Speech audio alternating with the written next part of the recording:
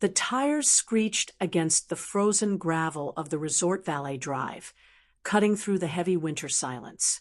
Engine idling. Exhaust fumes rising into the freezing mountain air. Chloe sat behind the wheel with her knuckles white on the leather. Across the dimly lit lobby, her older brother held up his phone. His face twisted in a smug smile as his finger tapped the record button. The screen flashed.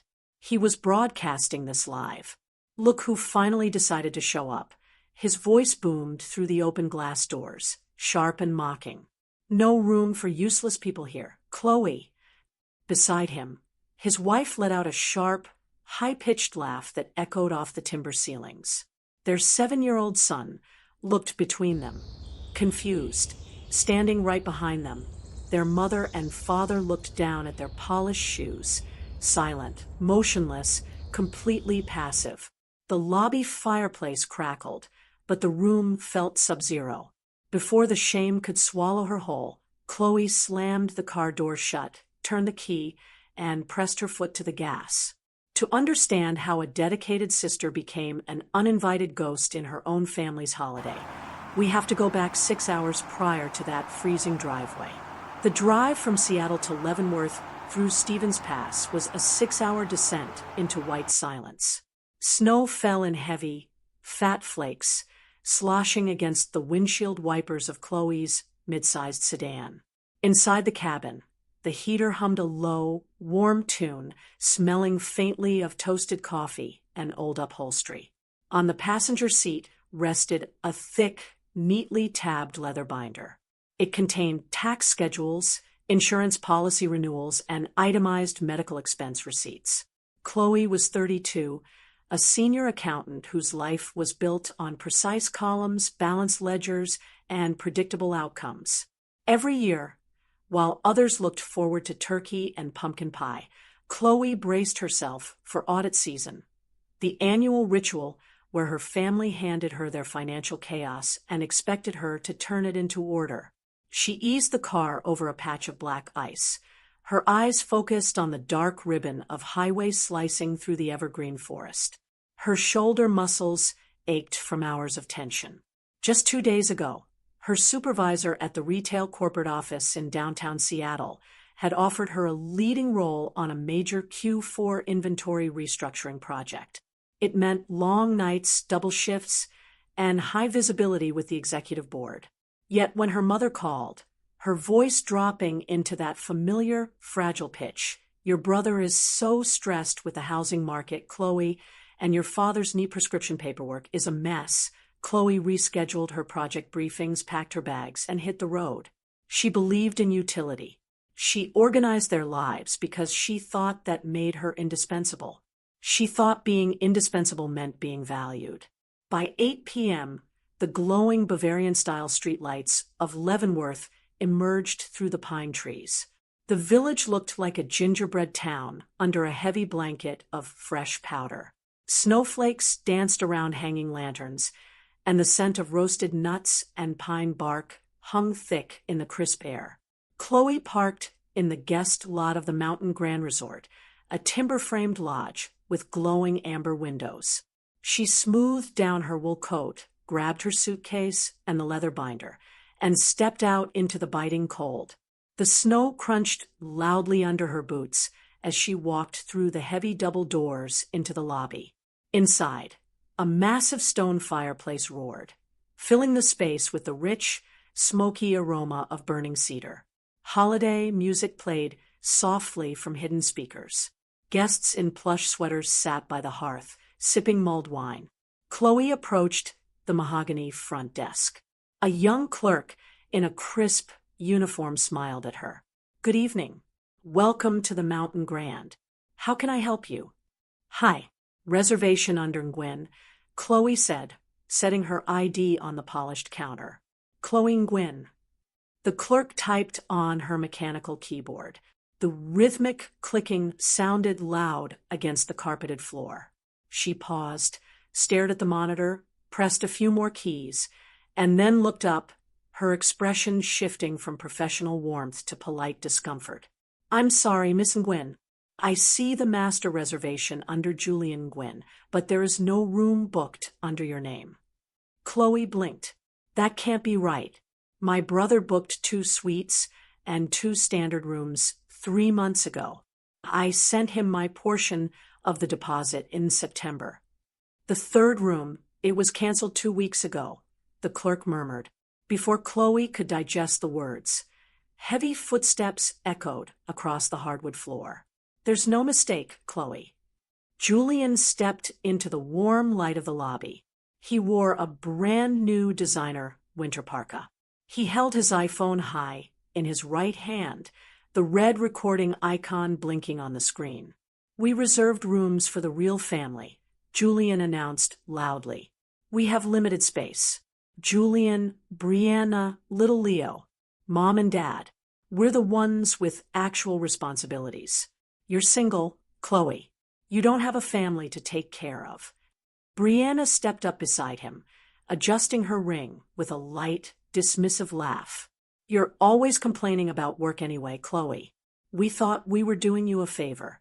You can find a motel down the highway. Chloe stood frozen. She looked past Julian to where her parents were standing near the gift shop entrance. Her father, Thomas, pulled his scarf tighter and stared at the floor. Her mother, Eleanor, clutched her handbag, looking off toward the window. Neither of them spoke. Neither of them met her eyes. This was not a mistake. It was a consensus. In their eyes, her independence made her convenient to exclude. She was the clerk who filed their taxes, the quiet daughter expected to take care of herself. Julian leaned in closer, his camera pointed at her face. Don't be dramatic, Chloe. It's Christmas Eve. Don't ruin it for Leo. Little Leo looked up, confused, holding a plastic toy soldier. Chloe looked at her brother's smirk, her sister-in-law's glare, and her parents' deliberate silence. Years of silent sacrifices rushed through her mind, dissolving into cold clarity. She didn't raise her voice. She didn't cry. She simply tightened her fingers around her suitcase, took her leather binder, and tucked it under her arm. I won't ruin your holiday, Chloe said quietly. I'm leaving. Don't throw a tantrum, Julian sneered. You can get a room at the budget in 5 miles back. I already have a room, Chloe replied, meeting his eyes with an unyielding gaze. It's in Seattle. She turned her back on them and walked toward the heavy glass doors. The automatic sensors slid open, blasting her with sub-zero air. She walked briskly to her sedan, threw her suitcase into the trunk, and climbed into the driver's seat. The engine roared to life, its exhaust plume thick and white in the dark. Across the drive, through the glass wall, she saw Julian standing near the entrance, phone still in hand, his face pale as he realized she wasn't bluffing. Beside him, her mother finally turned her head in surprise. Chloe put the car in drive and pulled out onto the snow-covered road. The red taillights of her sedan cut through the falling snow as the resort shrank in her rearview mirror. Her hands rested firm on the steering wheel at 10 and 2. The physical exhaustion was still there, but beneath it, a strange, unfamiliar quiet settled in her chest. She turned onto the dark highway heading west toward the mountains, leaving the bright lights of Leavenworth behind. Her phone lit up on the console, a call from Julian, then another from her mother. Chloe reached over, flipped the silent switch, and laid the phone face down in the dark. Rain lashed against the tall glass windows of the Seattle high-rise, blurring the city lights into smears of yellow and red. Inside her 6th-floor apartment, the air smelled of stale coffee and damp wool. Chloe sat at her wooden dining table. Her laptop screen cast a cool blue glow across her face. On her left lay the thick leather binder from the resort. On her right, her phone vibrated continuously against the hard oak surface. She did not pick it up. Instead, she opened a web browser and navigated to TikTok. The search bar auto-completed her brother's handle at Julian Gwynn Realty. 2 days ago, Julian had uploaded a 15-second video. The cover thumbnail showed Chloe's stunned face under the bright halogen lights of the Leavenworth Resort lobby. The caption read, "When your bitter single sister throws a holiday tantrum over a hotel room." Julian had expected applause. He had expected laughter and validation from his 3,000 followers. But the internet did not play by his rules. Underneath the video, the comment counter ticked upward like a broken stopwatch, 14,200 comments. He really recorded his own sister being left out in the cold. Read the top comment with 50,000 likes. Look at his wife laughing in the back. Pure bully energy. Is this the guy selling luxury condos in Bellevue? Yikes. Unprofessional. By Sunday evening, the video had crossed 2 million views. A prominent real estate commentary page stitched the clip, calling out Julian's firm by name. The public backlash was swift and merciless. The Yelp page for Pacific Crest Realty, Julian's employer, was flooded with one-star reviews. On Monday morning, the firm issued a formal statement on X. "Pacific Crest Realty holds our brokers to the highest ethical and personal standards. Mr. Julian Gwynn has been suspended indefinitely pending an internal review." Julian had built his identity on an image of effortless success. In less than 48 hours, his own hubris had shattered that glass house. On Tuesday afternoon, a heavy wooden door opened on the top floor of a historic brick building in Pioneer Square. The room smelled of old paper, leather-bound law books, and rich mahogany polish. Arthur Gwynn sat behind a massive oak desk. At 81, his hair was snow-white, but his dark eyes remained sharp behind wire-rimmed glasses. He was a retired master contractor who had built schools and bridges across King County. Years of hard physical labor had left his hands thick and calloused. "Sit down, Chloe," Arthur said. His voice was low, gravelly, and steady. Chloe pulled out a heavy leather armchair and sat down. She placed her laptop and a fresh stack of printed spreadsheets on the desk. "Your father called me 5 times yesterday," Arthur murmured, leaning back. He was shouting. "He said you ruined Julian's career. He said you turned the internet against your own blood." Chloe met her grandfather's gaze without flinching. "Julian posted the video himself, Grandpa. I simply walked away." "I know," Arthur sighed. He rubbed his temples, a deep crease appearing between his brows. "I watched the clip. I saw how your mother looked away. I saw how your brother smiled. It made me sick." He paused, opening a thick manila folder on his desk. "Julian called me 2 hours ago. He was crying. He said he needs an emergency distribution of $150,000 from the family trust. He claims he is pending deals that will close next month, but he needs cash right now to cover his mortgage and legal retainers." Arthur looked at Chloe, his expression unreadable. "You are a senior accountant. You manage books for a corporation worth hundreds of millions. I want you to look at the trust's ledger. I want the truth." Chloe opened her laptop and connected a flash drive to her port. "I've already pulled the bank records and the trust's quarterly disclosures for the last 3 years, Grandpa." She turned the screen toward him. "This isn't about a missed commission check, Grandpa," Chloe said, her voice dropping into a calm, methodical rhythm. "It's much worse. For the next 2 hours, the only sounds in the office were the click of Chloe's mouse, the rustle of bank statements, and the quiet rain tapping against the window panes." Chloe pointed a slender finger at a line item on the screen. The family trust was set up as a revocable asset protection vehicle. "You gave Julian signatory access as a junior trustee 3 years ago so he could handle routine maintenance fees for your rental properties in Tacoma." She zoomed in on a series of wire transfers dated 6 months prior. "Look here," Chloe explained. "Julian didn't just use the trust funds for maintenance. He took out an equity line of credit against the Tacoma commercial lot, using your name." Arthur leaned forward, his wire-rimmed glasses slipping down his nose. "I never signed a credit authorization." "He forged your signature," Chloe said cleanly. She flipped to a printed document in her binder.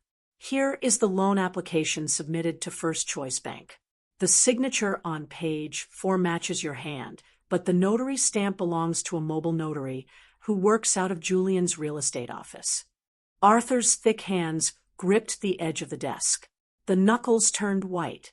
"He borrowed $120,000 against the property," Chloe continued, presenting a second spreadsheet. "Where did the money go?" "It didn't go into real estate investments.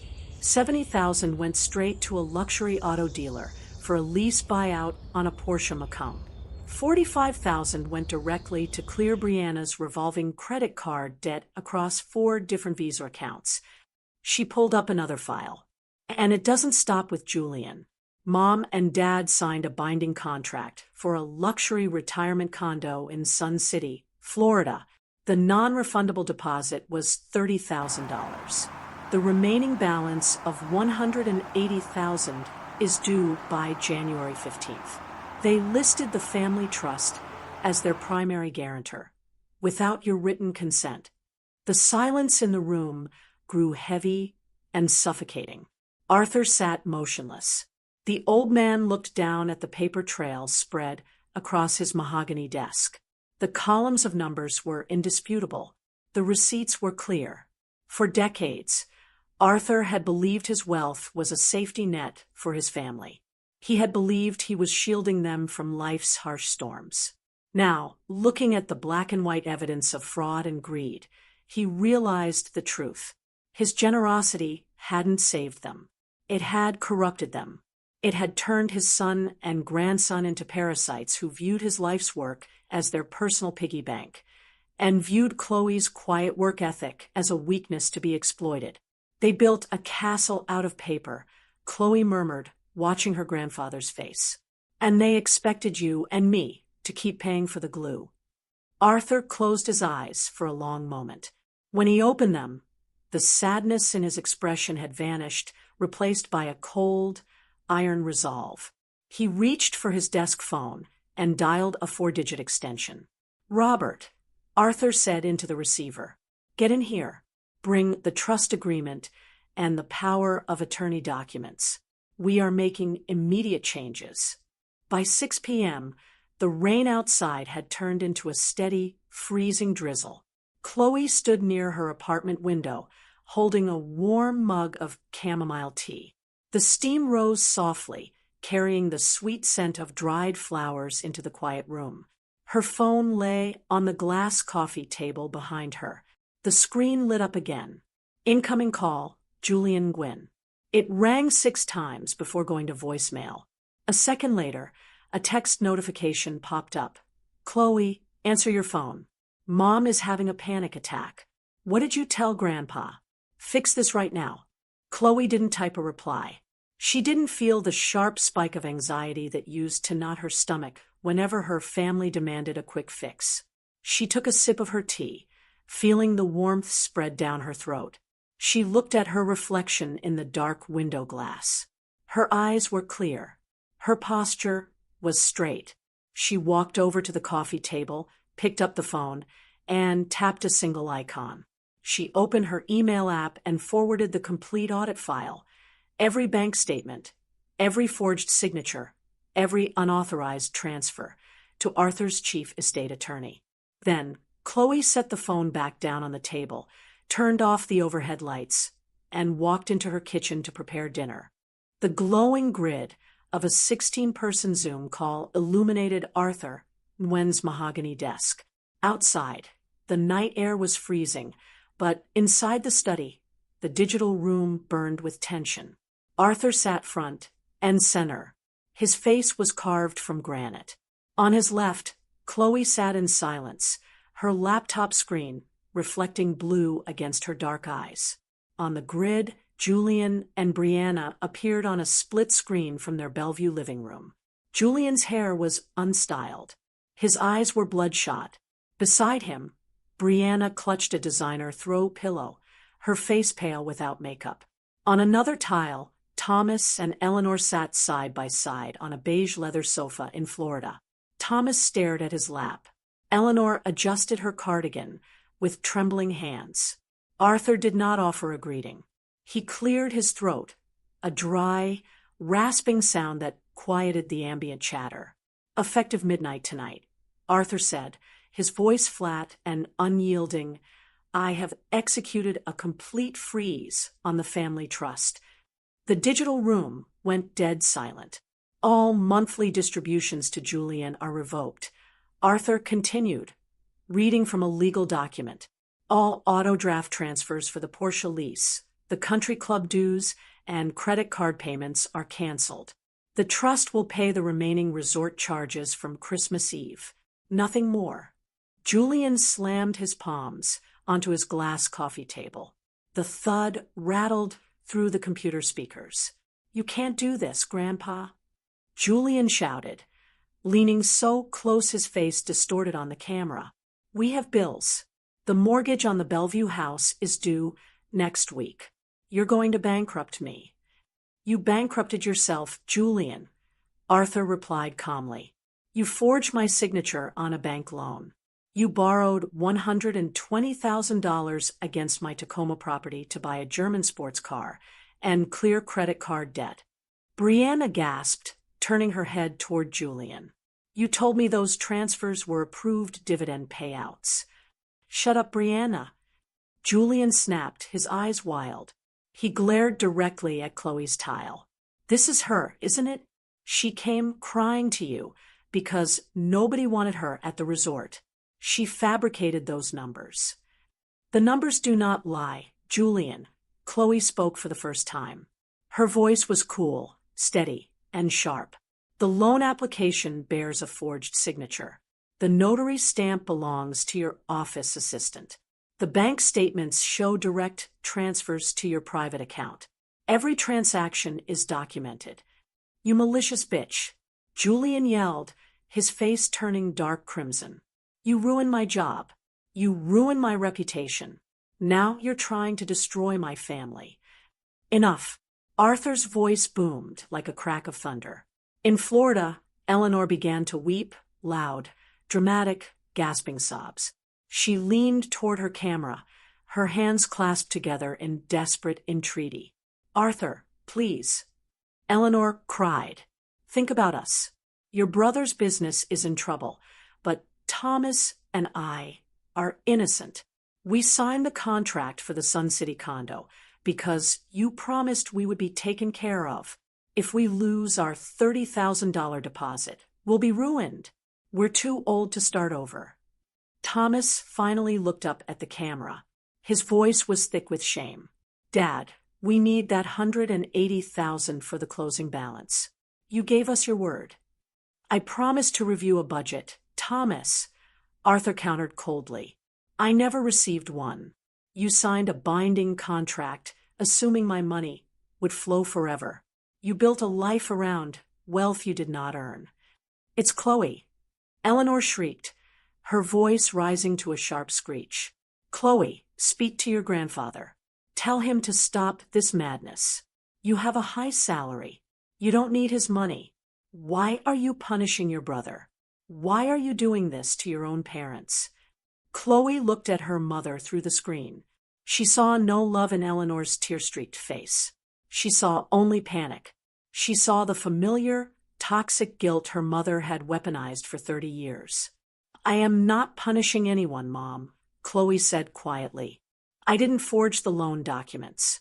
I didn't sign a contract I couldn't afford.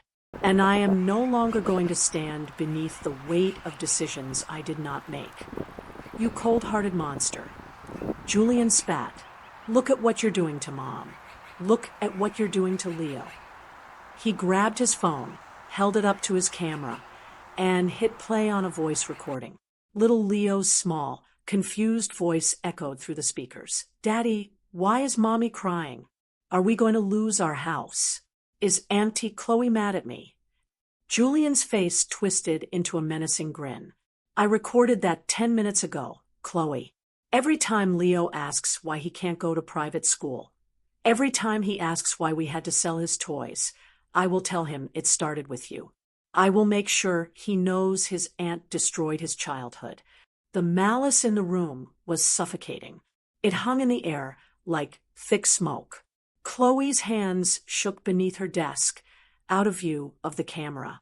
The weaponized innocence of a child was the only blade sharp enough to cut through her resolve.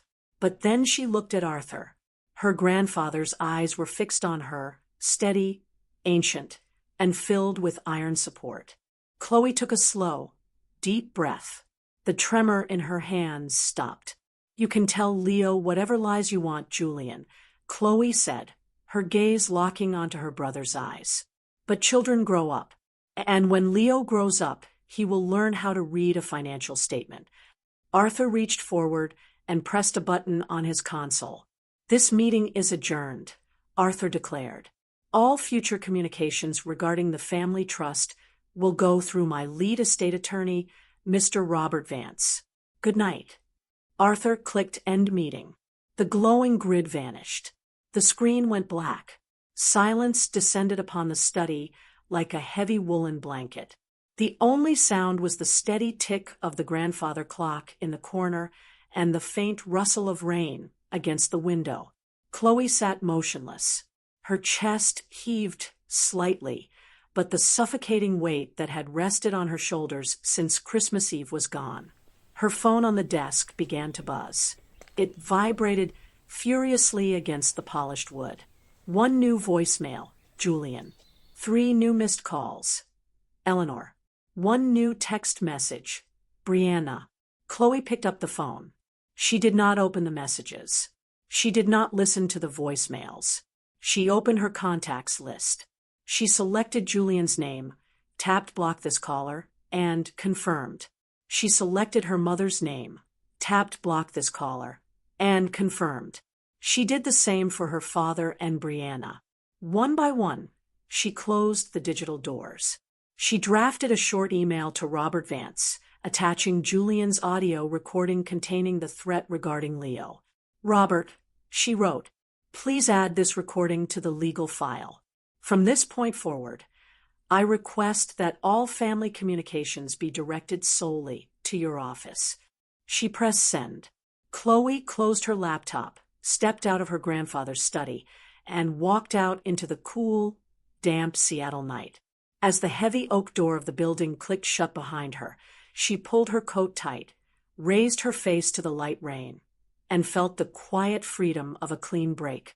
The morning sun broke through the gray Seattle overcast, sending crisp, pale light across the hardwood floor of a bright apartment in Capitol Hill. The air smelled of freshly ground espresso, lavender soap, and eucalyptus. Chloe stood on her balcony, wrapped in a plush cream sweater. Below, the city was waking up. Cars hummed on the wet asphalt, and the scent of damp fir trees drifted up from the neighborhood park. She took a slow sip from her ceramic mug. The warmth spread through her fingers, steady and grounding. This was her space. She had leased it 6 weeks after the Christmas Eve incident. No family memorabilia hung on the walls. No leather binders filled with other people's financial burdens rested on her desk. Every Tuesday at 4 p.m., Chloe sat in a sunlit office in downtown Seattle. The room smelled of dried chamomile and beeswax candles. Dr. Eris, a licensed clinical psychologist, sat opposite her in a soft linen armchair. You spent 30 years trying to earn a seat at a table that was built to exclude you, Chloe, Dr. Eris said, her voice gentle yet unyielding. When you walked away, you didn't destroy their family. You simply stopped acting as the glue for their dysfunction. I felt guilty for weeks, Chloe admitted, looking down at her neatly manicured hands. Every time I thought of Leo changing schools, my stomach knotted. That isn't guilt, Dr. Eris replied smoothly. That is conditioned trauma. They taught you that your independence was an attack on them. They trained you to confuse self-preservation with betrayal. You are not cold, Chloe. You are establishing boundaries. For 3 months, Chloe unpacked the silent violence of her childhood.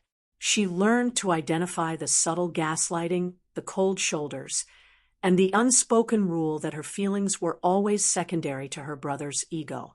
With every session, the phantom weight in her chest dissolved.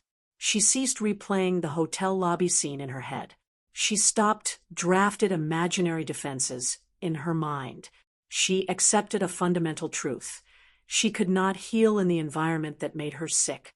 Chloe redirected her energy into her career with relentless precision. She woke up every morning at 5:30 a.m., fueled by black coffee and clarity.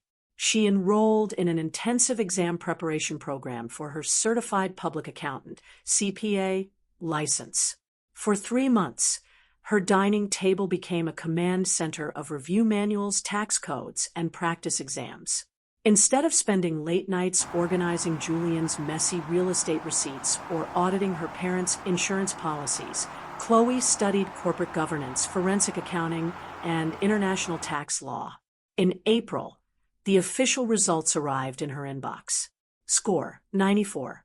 Status: passed. 2 weeks later, the executive board at her retail corporate headquarters summoned her to the top-floor conference room. The space smelled of polished leather and dry erase markers. The vice president of finance stood up and extended his hand. Your inventory restructuring model saved this division $1.4 million in Q1, Chloe, he said, smiling broadly. We are creating a new regional role. We want you as our regional director of financial strategy. The promotion came with a 40% salary increase, equity options, and a corner office overlooking Puget Sound. Chloe accepted the offer with a calm, confident smile. When she signed the employment contract, her hand was steady. She didn't buy a flashy car or post a boastful video online.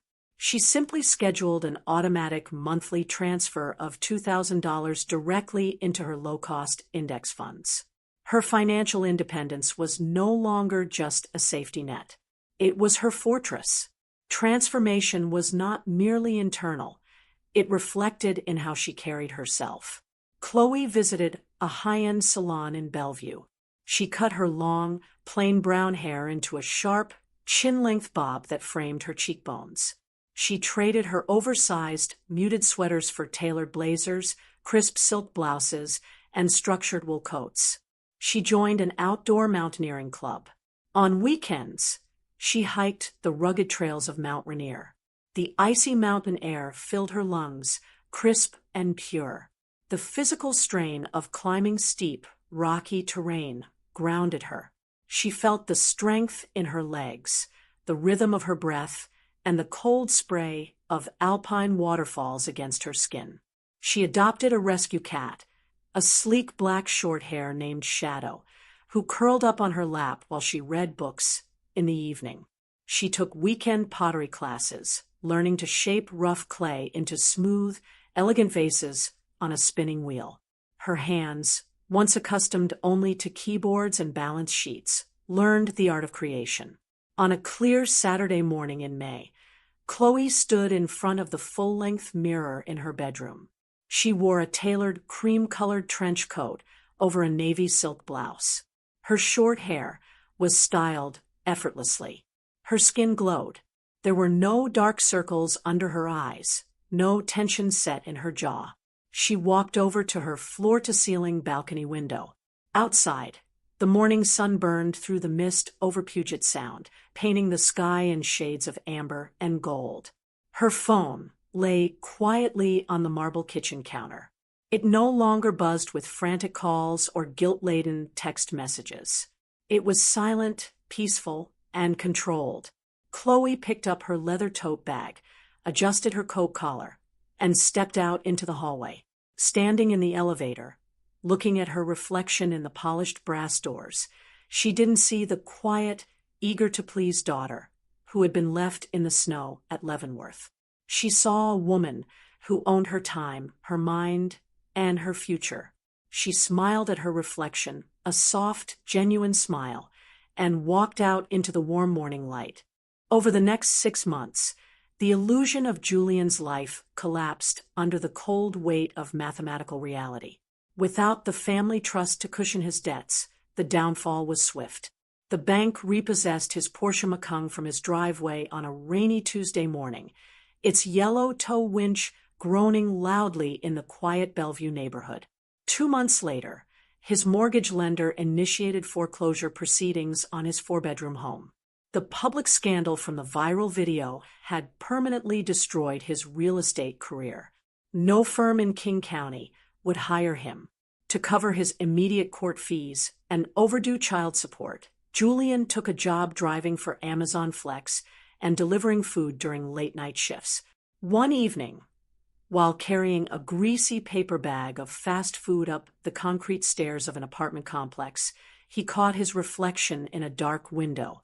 He wore a damp neon safety vest, his hair unstyled, his eyes hollowed by exhaustion. For the first time in his life, Julian did not blame Chloe. Standing in the cold drizzle, holding a food bag that earned him $7, the truth pierced his pride. He had spent 10 years mocking his sister's quiet frugality while living off money he had not earned. He had called her useless because her independence made his weakness obvious. His mindset shifted from bitter victimhood to raw accountability. He stopped posting on social media. He sold his designer watches online, moved into a small studio apartment near the interstate, and began attending court-ordered counseling twice a week.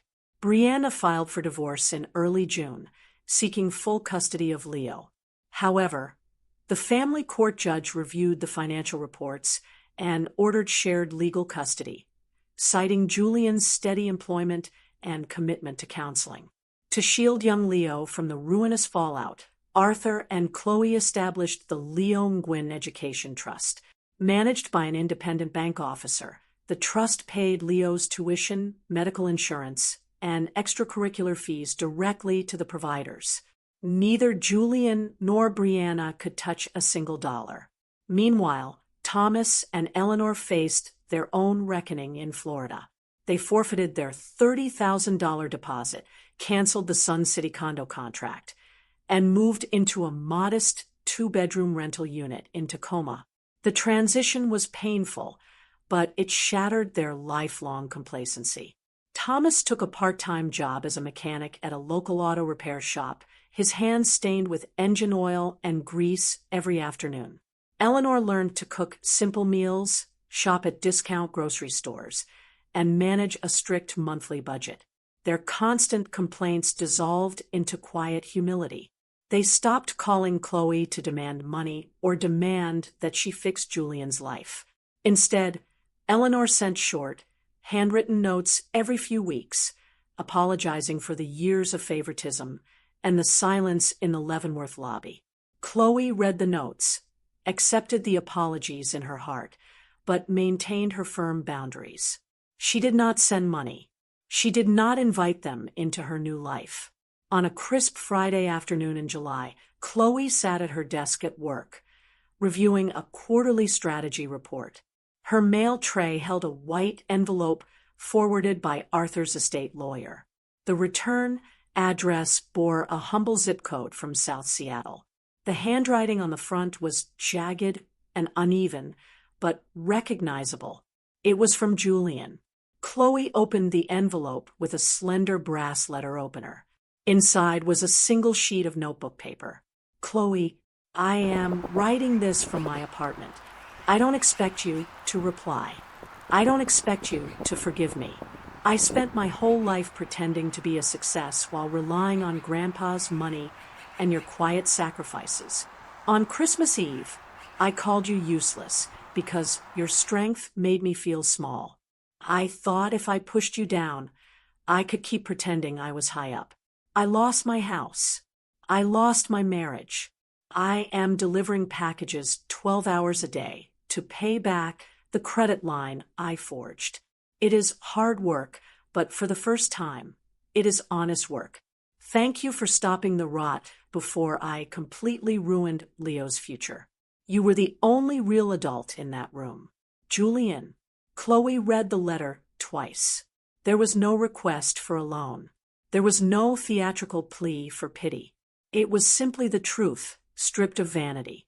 She refolded the paper, placed it neatly inside her desk drawer, and looked out her office window at the blue expanse of Elliott Bay. She felt no surge of triumph. She felt no lingering anger. A quiet sense of closure settled over her heart, complete and undisturbed. The late afternoon sun hung low over Puget Sound, casting a warm, golden radiance across Cary Park.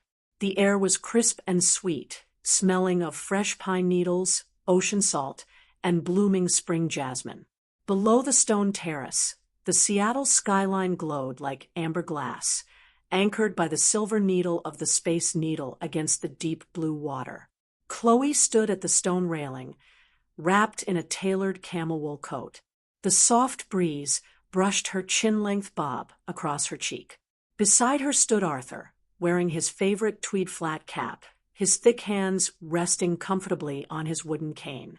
A few paces ahead, 8-year-old Leo laughed as he chased a yellow butterfly across the green lawn, his bright red sneakers flashing in the sunlight. The world was quiet, spacious, and bathed in the ethereal light of the golden hour. Arthur turned his head toward Chloe, his dark eyes crinkling at the corners with deep warmth. "Look at him," the old man said, his gravelly voice gentle. "He smiles like his father used to, before the world taught him to chase shadows." Chloe watched her nephew run, his laughter echoing against the open air. "He's happy, Grandpa," she said softly. "He loves his new school. He spent an hour telling me about his science project last night." Leo sprinted back toward them, holding a folded sheet of drawing paper in his small hand. He stopped right in front of Chloe, his breath coming in sweet, warm puffs in the cool air. "Look, Auntie Chloe." Leo beamed, unfolding the paper against her knee. On the page was a large green tree, with thick brown roots stretching deep into brown soil.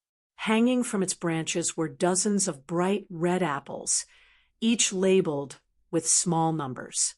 At the bottom, in uneven, childish handwriting, were the words, "Compound interest tree." "I remembered what you told me about saving apples," Leo said proudly, his eyes shining. "My dad helped me draw the roots last weekend. He said roots have to be strong before the apples can grow." Chloe felt a gentle, profound warmth bloom in her chest. She knelt down on the cobblestone path, meeting the little boy's eyes. She smoothed back a stray lock of his dark hair. "Your roots are very strong, Leo," Chloe said softly, her voice steady and full of affection. "And your tree is going to grow so tall." Leo grinned, gave her a quick, tight hug that smelled of baby powder and fresh air, and ran off to watch a sailboat glided across the bay. Chloe stood up, resting her hand back on the cool stone railing. She looked out at the vast horizon. Her mind drifted back through the months, to the freezing snow of Leavenworth, the humiliating silence of the resort lobby, the frantic Zoom calls, the tears, and the relentless noise of a family collapsing under its own illusions. For years, she had believed that walking away meant losing everything. She had believed that setting a boundary was an act of cruelty. Now, standing in the golden light, she knew the truth. She had not destroyed her family. She had simply refused to lie about where it was already broken. She had stopped offering her dignity as fuel to keep their false comfort burning. The shift in her mindset was absolute.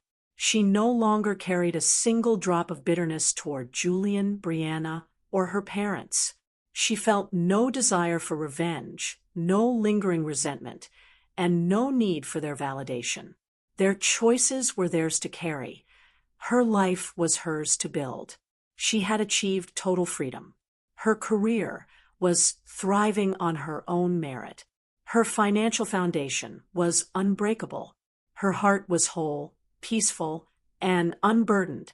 Chloe reached into the deep pocket of her wool coat. Her fingers brushed against a small piece of paper. She pulled it out. It was the original paper itinerary for the Leavenworth holiday trip, The one she had tucked into her binder 6 months ago kept like an old, faded scar. She looked at the printed words, Mountain Grand Resort, Family Reservation. A soft, serene smile touched Chloe's lips. She did not tear it in anger. She did not burn it in hatred. With a slow, deliberate movement, she folded the paper in half, walked over to a nearby green recycling bin, and let it slip quietly into the dark opening. She let go of the past, completely and permanently. Chloe walked back to the stone terrace where Arthur stood waiting.